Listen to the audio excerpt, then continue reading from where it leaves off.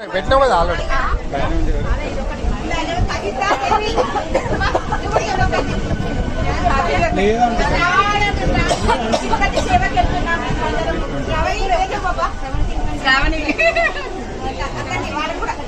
చెప్పండి చెప్పండి పేమెంట్ చెప్పండి.